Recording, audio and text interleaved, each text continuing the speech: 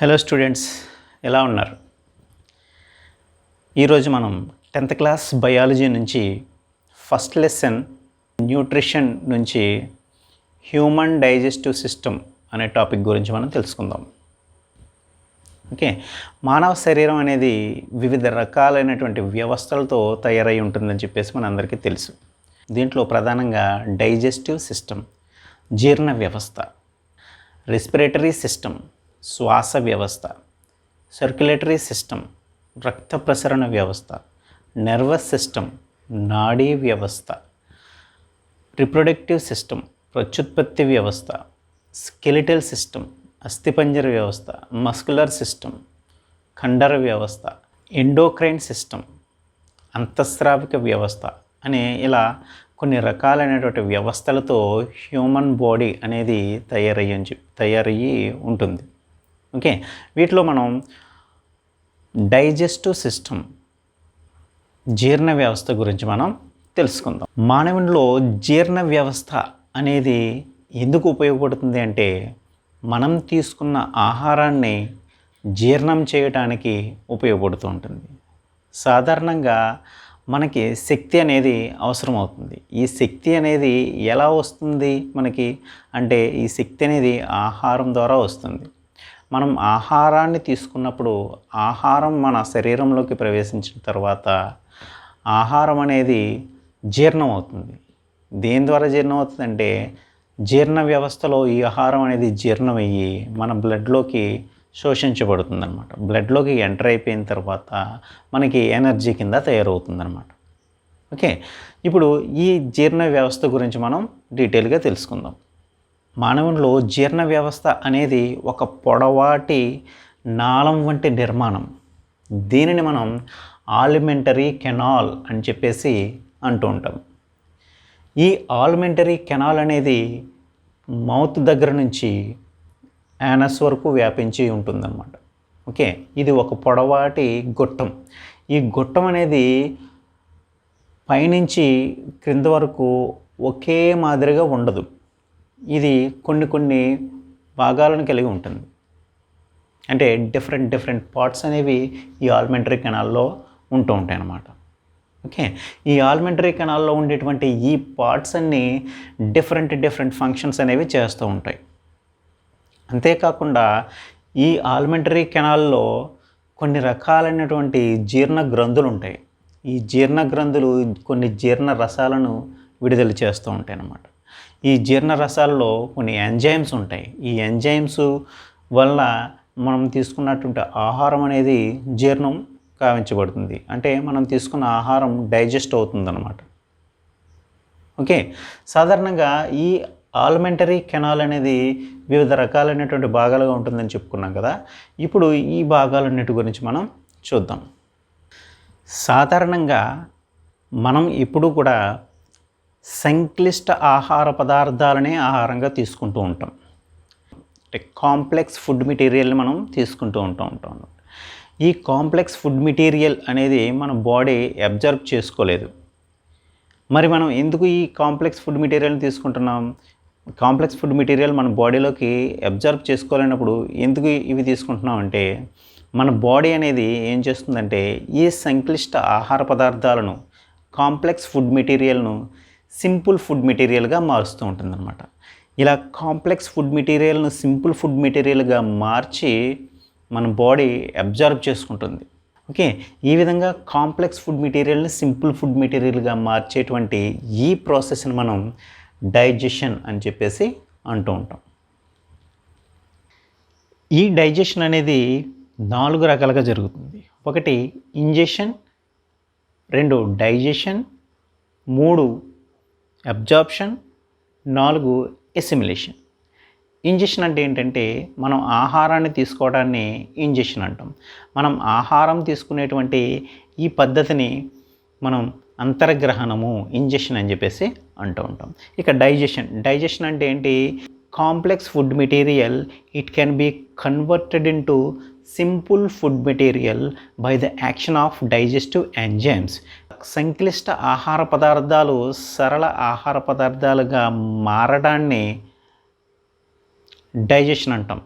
తర్వాత అబ్జార్ప్షన్ అనేది ఏంటంటే జీర్ణమైనటువంటి ఈ ఆహారం అంటే సింపుల్ ఫుడ్ మెటీరియల్ ఏదైతే ఉందో ఈ సింపుల్ ఫుడ్ మెటీరియల్ అనేది మన బాడీలోనికి శోషించబడటాన్ని పేగుల లోపల ఉండేటువంటి విల్లైస్ ద్వారా మన బాడీ లోపలికి శోషించబడటాన్ని అబ్జార్ప్షన్ అని చెప్పేసి అంటూ ఉంటాం.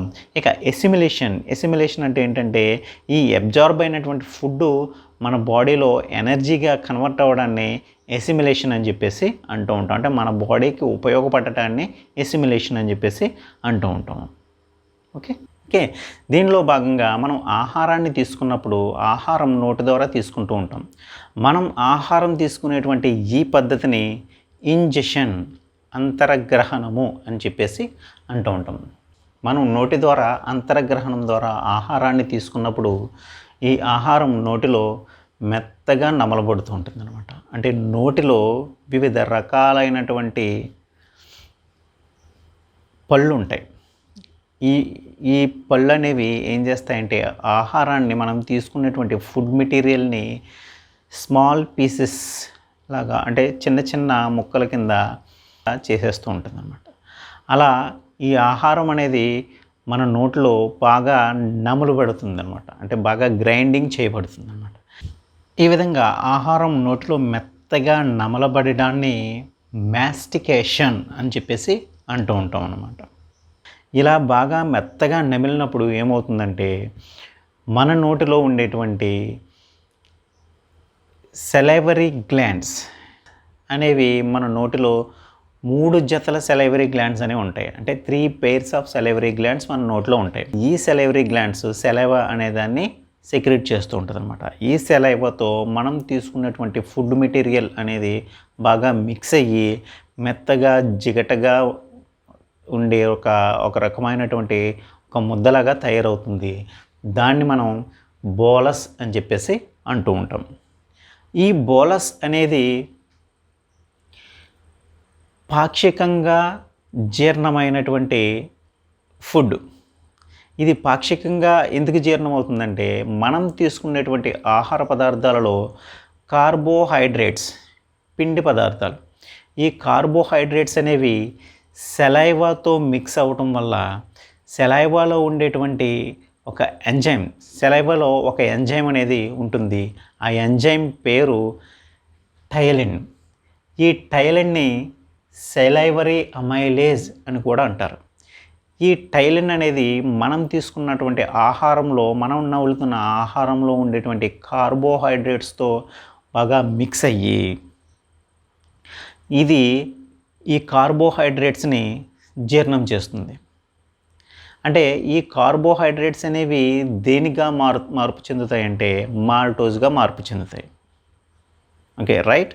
అంటే లాలాజలంలో ఉండేటువంటి టైలిన్ అనే ఎంజైము కార్బోహైడ్రేట్ మీద యాక్ట్ చేసి ఈ కార్బోహైడ్రేట్స్ని మాల్టోజ్గా మారుస్తూ ఉంటుందన్నమాట. ఓకే, మనం తీసుకున్నటువంటి నోటిలో ఉండేటువంటి ఈ ఫుడ్లో కార్బోహైడ్రేట్స్ అనేవి కంప్లీట్గా డైజెస్ట్ అవ్వవు. ఓన్లీ కొద్ది మొత్తంలో ఈ కార్బోహైడ్రేట్స్ అనేవి మాత్రమే డైజెస్ట్ అవుతూ ఉంటాయి అన్నమాట. అందుకోసం దీన్ని మనం ఏమంటామంటే పార్షియల్లీ డైజెస్టెడ్ ఫుడ్ అని చెప్పేసి అంటూ ఉంటాం. అంటే దీన్ని బట్టి మనకి జీర్ణక్రియ నోటిలోనే ప్రారంభమవుతుంది. ఓకేనా. ఇలా మెత్తగా నమలబడి సెలైవాతో మిక్స్ చేయబడి ఇలా మెత్తగా నమలబడి జిగటగా తయారైనటువంటి ఈ పార్షియల్లీ డైజెస్టెడ్ ఫుడ్ దీన్ని మనం ఏమంటామంటే బోలస్ అని అంటారు. ఈ బోలస్ అనేది జిగటగా ఎందుకు ఉంటుందంటే సెలైవాలో ఉండేటువంటి మ్యూకస్తో కలవటం వల్ల స్లిప్పరీ నేచర్ని సంతరించుకుంటుంది. అంటే జారుడు స్వభావాన్ని సంతరించుకుంటుంది. దీన్ని మనం బోలస్ అని చెప్పేసి అంటూ ఉంటాం. ఈ బోలస్ అనేది మనం మింగినప్పుడు ఈ బోలస్ అనేది ఆహార వాహిక ఈసోఫాగస్ ద్వారా అది స్టమక్లోకి వెళ్తుంది. ఓకే, జీర్ణాశయాన్ని చేరుతుందన్నమాట. ఓకేనా. ఇలా ఆహారం మన నోటిలో మెత్తగా నమలబడటానికి నాలుక అనేది సహాయపడుతుంది. ఈ నాలుక అనేది మనం ఆహారాన్ని నమిలేటప్పుడు ఈ ఆహారాన్ని పళ్ళ మధ్యకు నెట్టడానికి ఈ నాలుక అనేది ఉపయోగపడుతుంది. అంతేకాకుండా ఈ నాలుక అనేది ఆహారాన్ని మింగేటప్పుడు ఈ ఆహారం ఆహార వాహికలోకి వెళ్ళే విధంగా ఈ నాలుక అనేది ఉపయోగపడుతూ ఉంటుందన్నమాట. ఓకే, ఇక ఆహార వాహిక అంటే దీన్ని ఈసోఫాగస్ అని చెప్పేసి అంటూ ఉంటారు. ఈ ఈసోఫాగస్ అనేది దీని లోపల ఒక మ్యూకస్ మెంబ్రేన్ అనేది ఉంటుంది. ఈ మ్యూకస్ మెంబ్రేన్ అనేది ఎందుకు ఉంటుంది అంటే మనం మింగినటువంటి ఈ బోలస్ అనేది ఈ ఈసోఫాగస్ ద్వారా సులువుగా ప్రయాణించడానికి, అంటే జారుడు స్వభావాన్ని సంతరించుకోవడానికి ఈ లోపల ఉండేటువంటి ఈ గోడలు అనేవి మ్యూకస్ని కలిగి ఉంటూ ఉంటాయి అన్నమాట. అలా మ్యూకస్ ఉండటం వల్ల మనం మింగినటువంటి ఆ ముద్ద అనేది ఫ్రీగా జారుతూ ఉంటుంది. ఫ్రీగా జారి జీర్ణాశయంలోనికి అంటే స్టమక్లోకి ఎంటర్ అవుతూ ఉంటుంది అన్నమాట. ఓకే, ఇలా ఈ ఆహారం ఈసోఫాగస్ ద్వారా ఈ స్టమక్లోకి వెళ్ళడానికి ఆ స్లిప్పరీ నేచర్ అనేది సహాయపడుతుంది. అంతేకాకుండా దీంట్లో ప్రధానంగా ఈ గొట్టంలో వేవ్ లైక్ మూమెంట్స్, తరంగాకృతిలో ఉండేటువంటి కదలికలు అనేవి దీంట్లో జరుగుతూ ఉంటాయి. వాటిని ఆ వేవ్ లైక్ మూమెంట్స్ని పెరిస్టాలిటిక్ మూమెంట్స్ అని చెప్పేసి అంటూ ఉంటాం. ఈ పెరిస్టాలిటిక్ మూమెంట్స్ అనేవి పైనుంచి కింద వైపు కదులుతూ ఉంటాయి. అలా కదలటం వల్ల ఈ ఆహారం అనేది జీర్ణాశయంలోనికి ప్రవేశిస్తూ ఉంటుందన్నమాట. ఓకే, ఈ పెరిస్టాలిటిక్ మూమెంట్స్ గురించి మనం తర్వాత లెసన్లో చెప్పుకుందాం. ఓకే, ఈ విధంగా ఈ పార్షియల్లీ డైజెస్టెడ్ ఫుడ్ బోలస్ అనేది జీర్ణాశయంలోనికి ప్రవేశించింది. జీర్ణాశయం అనేది జే ఆకారంలో ఉండేటువంటి ఒక సంచి లాంటి నిర్మాణం. ఓకే, ఒక బ్యాగ్ లైక్ స్ట్రక్చర్.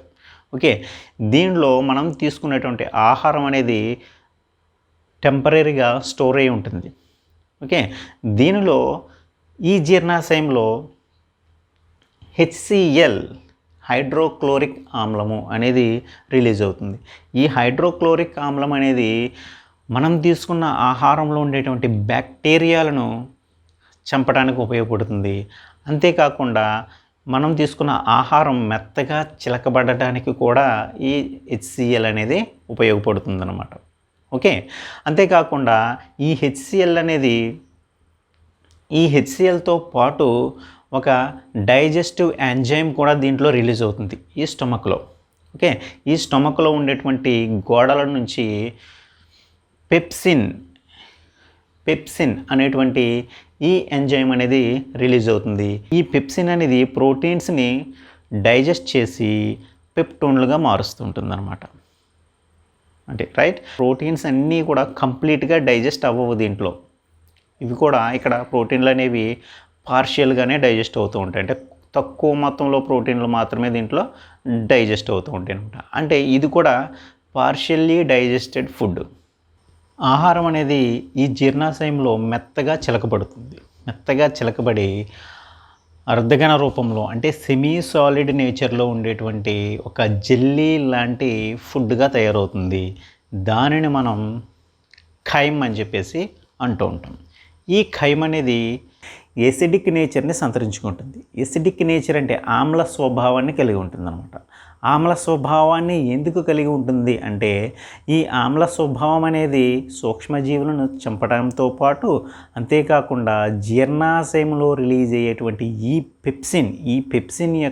పెప్సిన్ని చైతన్యవంతం చేయడానికి, అంటే యాక్టివ్నెస్, ఎంజైమ్ అనేది చాలా యాక్టివ్గా పనిచేయడానికి ఈ ఎసిడిక్ నేచర్ అనేది చాలా అవసరం. ఎసిడిక్ నేచర్ లేకపోతే మన జీర్ణాశయంలో రిలీజ్ అయ్యేటువంటి ఈ జీర్ణ రసాలు, ఈ డైజెస్టివ్ జ్యూసెస్ అనేవి ఇన్యాక్టివ్ స్టేజ్లోనే ఉండిపోతాయి. ఇన్యాక్టివ్ స్టేజ్లో ఉంటే ఈ ప్రోటీన్స్ని పెప్టోన్గా కన్వర్ట్ చేయలేవు.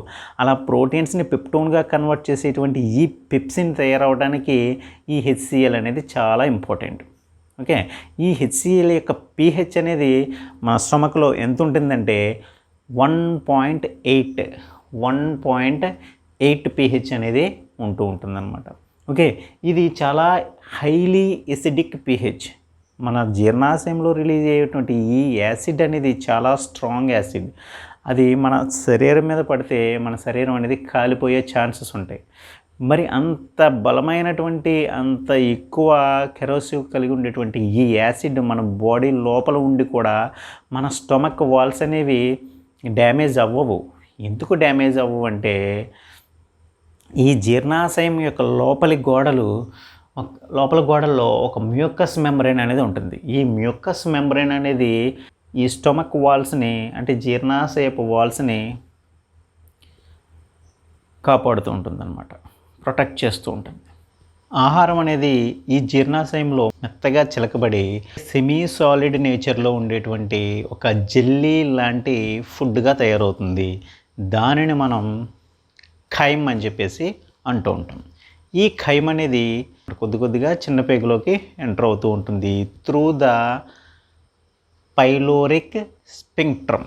ఈ పైలోరిక్ స్పింక్టర్ అనేది జీర్ణాశయంలో ఉండేటువంటి ఈ పార్షియల్లీ డైజెస్టెడ్ ఖైమ్ని కొద్దిగా స్మాల్ ఇంటెస్టైన్లోనికి పంపించడానికి ఇది ఉపయోగపడుతూ ఉంటుందన్నమాట. ఈ ఆహారం అనేది చిన్న పేగులోకి ప్రవేశించిన తర్వాత ఇక్కడ అసలైన జీర్ణక్రియ అనేది ఈ చిన్న ప్రేగులో జరుగుతూ ఉంటుందన్నమాట. ఓకేనా. ఇక ఈ చిన్న ప్రేగు దగ్గరకు వచ్చేసరికి ఇది చాలా పొడవైనటువంటి నిర్మాణం. అంటే it is the highly coiled long tube. ఇది అనేక మడతలు కలిగి ఉండేటువంటి ఈ స్ట్రక్చర్. దీన్ని 3 పార్ట్స్ కింద డివైడ్ చేస్తారు. ఒకటి డియోడినం, ఇలియం, జిజునం అనేటువంటి ఈ 3 భాగాలుగా దీన్ని డివైడ్ చేస్తారు. ఓకే, డియోడినం అంటే చిన్న పేగు యొక్క స్టార్టింగ్ పాయింట్, అంటే స్మాల్ ఇంటెస్టైన్ యొక్క స్టార్టింగ్ పాయింట్ని మనం డియోడినం అని చెప్పేసి అంటూ ఉంటాం. ఈ డియోడినం దగ్గర కొన్ని జీర్ణ గ్రంథులు వచ్చి దీనికి కలుస్తూ ఉంటాయి అన్నమాట.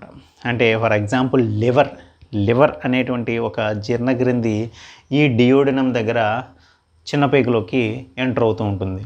అంతేకాకుండా ఈ చిన్న పేగు యొక్క యూ షేప్డ్ స్ట్రక్చర్ దీన్ని ఆంత్రమూలము లేదా డియోడినం అని చెప్పేసి అంటూ ఉంటాం. ఈ డియోడినం దగ్గర ఒక లీఫ్ మాదిరిగా ఉండేటువంటి ఒక గ్రంథి అనేది ఉంటుంది. దీనిని మనం ప్యాంక్రియాస్ అని చెప్పేసి అంటూ ఉంటాం.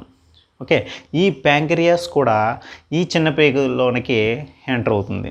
ఈ ప్యాంక్రియాస్ కూడా చిన్న పేగులోనికే ఎంటర్ అవుతూ ఉంటుంది అనమాట. అంటే ఇక్కడ చిన్న పేగు యొక్క స్టార్టింగ్ పాయింట్ ఆంత్రమూలం దగ్గర 2 రకాలైనటువంటి గ్రంథులు ఉంటాయి, జీర్ణ గ్రంథులు ఉంటాయి. ఈ జీర్ణ గ్రంథులు అనేవి చిన్న పేగు లోపలికి నాళాల ద్వారా ఎంటర్ అవుతూ ఉంటాయి అన్నమాట. ఓకే, ఆ పైన ఉండేటువంటి ఈ గ్రంథిని లివర్ అని చెప్పేసి అంటూ ఉంటాం. ఈ స్ట్రక్చర్ యూ షేప్డ్ స్ట్రక్చర్లో ఉండేటువంటి ఈ గ్రంథిని లీఫ్ లైక్ స్ట్రక్చర్ గ్లాండ్ను మనం ప్యాంక్రియాస్ అని చెప్పేసి అంటూ ఉంటాం. జీర్ణాశయం నుంచి వచ్చేటువంటి ఈ ఖైము చిన్నపేగులోకి ఎప్పుడైతే ఎంటర్ అయిందో ఈ ఖైమ్ అనేది ఎసిడిక్ నేచర్ని కలిగి ఉంటుంది. ఈ ఎసిడిక్ నేచర్ కలిగి ఉన్నటువంటి ఈ ఖైము స్మాల్ ఇంటెస్టైన్లోకి ఎంటర్ అయినప్పుడు ఈ స్మాల్ ఇంటెస్టైన్ లోపల ఎసిడిక్ నేచర్ కాస్త బేస్ నేచర్గా మారిపోతూ ఉంటుంది అనమాట. అంటే ఎసిడిక్ నేచర్ ఫుడ్ అనేది బేస్ నేచర్ ఫుడ్ కింద మారిపోతుంది. ఎక్కడ? డియోడినంలో. ఎందుకు మారుతుందంటే ఇక్కడ లివర్ నుంచి వచ్చేటువంటి ఈ బైల్ జ్యూసు, ఈ ప్యాంక్రియాస్ నుంచి వచ్చేటువంటి ప్యాంక్రియాటిక్ జ్యూసు, ఈ రెండు కూడా క్షార స్వభావాన్ని కలిగి ఉంటూ ఉంటాయి. ఇలా ఈ క్షార స్వభావాన్ని బేసిక్ నేచర్ని కలిగి ఉండటం వల్ల అక్కడికి వచ్చినటువంటి ఫుడ్ అనేది ఎసిడిక్ ఫుడ్ అనేది బేసిక్ ఫుడ్ కింద మారిపోతూ ఉంటుంది అనమాట. ఈ విధంగా బేసిక్ కండిషన్స్ తయారవటం వల్ల ఇక్కడ మిగిలిన ఆహార పదార్థాలన్నీ జీర్ణమవుతూ ఉంటాయి అన్నమాట. ఓకే, సరే, ఇక చిన్న పేగులోకి ప్రవేశించేటువంటి జీర్ణ రసాల గురించి మనం చూద్దాం. ఓకే, ఈ చిన్న పేగు దగ్గర మనకి లివర్ నుంచి ఒక డైజెస్టివ్ జ్యూస్ అనేది రిలీజ్ అవుతుంది. ఈ డైజెస్టివ్ జ్యూస్ని మనం ఏమంటామంటే బైల్ జ్యూస్ అని చెప్పేసి అంటూ ఉంటాం. ఈ బైల్ జ్యూస్ అనేది ఆహారాన్ని జీర్ణం చేయడానికి ఉపయోగపడదు. ఎందుకంటే దీనిలో ఎంజైమ్స్ అనేవి ఉండవు. గుర్తుపెట్టుకోండి, బైల్ జ్యూస్లో ఎంజైమ్స్ అనేవి ఉండవు. బైల్ జ్యూస్ అనేది ఎక్కడి నుంచి వస్తుందంటే లివర్ నుంచి వస్తూ ఉంటుందన్నమాట. ఈ లివర్ నుంచి వచ్చేటువంటి ఈ బైల్ జ్యూస్లో ఎంజైమ్స్ ఉండవు కాబట్టి ఇది ఆహారాన్ని జీర్ణం చెయ్యదు. ఓకే, మరి ఈ బైల్ జ్యూస్ అనేది ఎందుకు ఉపయోగపడుతుందంటే ఈ బైల్ జ్యూస్ అనేది ఫ్యాట్స్ని ఎమల్సిఫికేషన్ చేయడానికి ఉపయోగపడుతూ ఉంటుందన్నమాట. అంటే ఈ పెద్ద పెద్ద ఫ్యాట్ గ్లోబ్యూల్స్ని స్మాలెస్ట్ ఫైనెస్ట్ ఫ్యాట్ గ్లోబ్యూల్స్ కింద మార్చడానికి ఉపయోగపడుతుంది అనమాట. అంటే కొవ్వు పదార్థాలను పెద్ద పెద్ద కొవ్వు పదార్థాలని చిన్న చిన్న కొవ్వు పదార్థాల కింద విడగొట్టడానికి మాత్రమే ఇది ఉపయోగపడుతూ ఉంటుందన్నమాట. ఇలా large fat bodies it can converted into smallest fat globules. This process is called emulsification. అంటే పెద్ద పెద్ద ఫ్యాట్ మాలిక్యూల్స్ అనేవి చిన్న చిన్న ఫ్యాట్ మాలిక్యూల్స్ కింద మారటాన్ని మనం ఎమల్సిఫికేషన్ అని చెప్పేసి అంటూ ఉంటాం. ఈ ఎమల్సిఫికేషన్ చేయడానికి ఉపయోగపడేటువంటి ఈ డైజెస్టివ్ జ్యూస్ అనేది ఏంటంటే బైల్ జ్యూస్. ఓకే, ఈ బైల్ జ్యూస్ అనేది ఎక్కడి నుంచి రిలీజ్ అవుతుంది? లివర్ నుంచి రిలీజ్ అవుతుంది. ఈ లివర్ అనేది నాళ సహిత గ్రంథి, అంటే ఎక్సోక్రైన్ గ్లాండ్స్. దీని నుంచి వచ్చేటువంటి ఈ జీర్ణరసాలన్నీ నాళాల ద్వారా ఎక్కడికి ఎంటర్ అవుతున్నాయి? చిన్న పేగు యొక్క మొదటి భాగం ఆంత్రమూలంలోనికి, అంటే డియోడినంలోనికి ఎంటర్ అవుతూ ఉంటాయి అన్నమాట. ఓకే, సరే, తర్వాత నెక్స్ట్ ఇక ఈ చిన్న పేగు యొక్క డియోడినంలోకి, స్మాల్ ఇంటెస్టైన్ డియోడినంలోకి ప్యాంక్రియాటిక్ జ్యూస్ కూడా ఎంటర్ అవుతూ ఉంటుంది అనమాట. ఈ ప్యాంక్రియాటిక్ జ్యూస్ అనేది దీనిలో 3 రకాల డైజెస్టివ్ ఎంజైమ్స్ ఉంటాయి. ఓకే, ఈ 3 రకాల డైజెస్టివ్ ఎంజైమ్స్ అనేవి ఏంటంటే ట్రిప్సిన్, అమైలేజ్, లైపేజ్.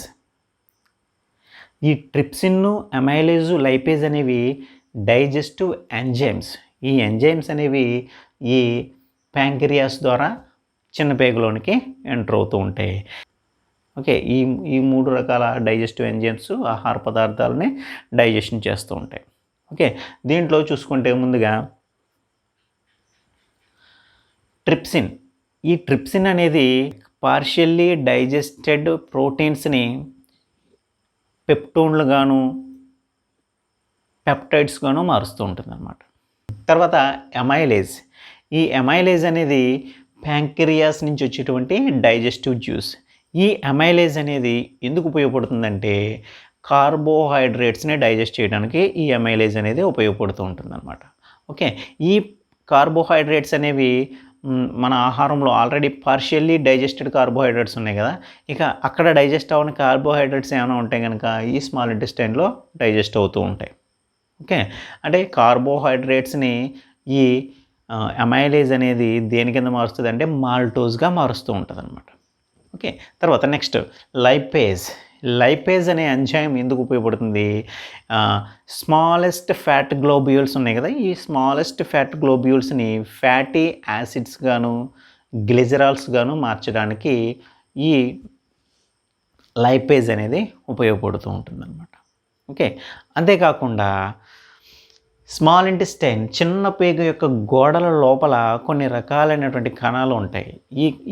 ఈ కణాలు అనేవి, ఈ సెల్స్ అనేవి ఒక రకమైనటువంటి ఈ డైజెస్టివ్ జ్యూసెస్ని రిలీజ్ చేస్తూ ఉంటాయి.